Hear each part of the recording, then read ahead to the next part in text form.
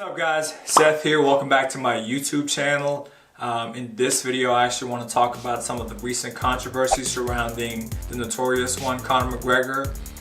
He has actually made some claims that if he is going to return to the UFC that he wants equity, that he wants a partnership, he wants to co-promote. And if he doesn't get that, he's not going to be back basically to defend his 155 belt. Dana White didn't really address that. He said, we'll work it out with him. UFC did co-promote for the first time when they did the May Mac tour. But, honestly, I don't think that he's going to get partnership. He's not going to get, co-promotion inside the UFC. I know a lot of people are worried that if Conor McGregor doesn't fight in the UFC is going to go down, but that's just not going to happen. The UFC has been through much darker times than this. There was a time when literally Tito Ortiz was like the only star they had. No superstar, no star is bigger than the promotion itself. The UFC, Zuffa at the time really pushed and helped create Conor McGregor. Gave Conor that platform to rise to the top. And it can do that to other people as well, honestly. You have other stars in the sport. Now, I will say Conor McGregor is by far the biggest star the UFC created since the inception. He's bigger than Royce Gracie, Tito, John Jones, whoever it may be. Conor is here, everyone else is down here. But that being said, the UFC will be fine if Conor doesn't fight again. The promotion will move on.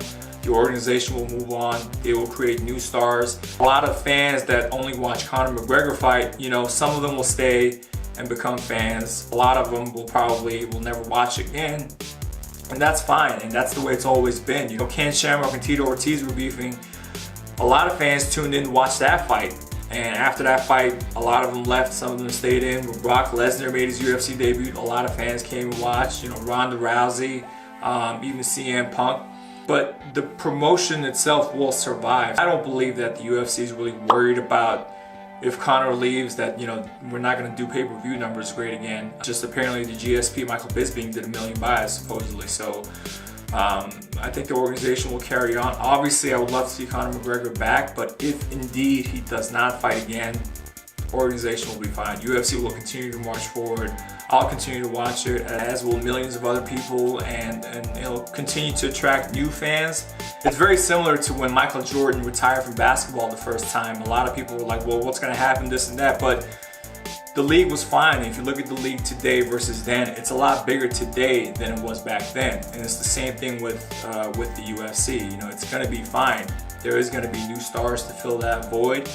And if Conor does not fight again, if he just retires quietly, he's going to be forgotten. If you look at GSP, when he was gone, people kind of forgot about GSP. They had to reintroduce him basically back to the public. People forget quickly. Fans move on real quickly. They forget what you've done. So I think it'll be a shame if Conor moves on. But if he does, it's going to be a short-term loss. Not a long-term loss for the company. Thank you so much for watching my video. Let me know in the comment section what would happen to the company if Conor McGregor does not fight again. He currently holds all the records right now in terms of revenue, in terms of live gate, etc.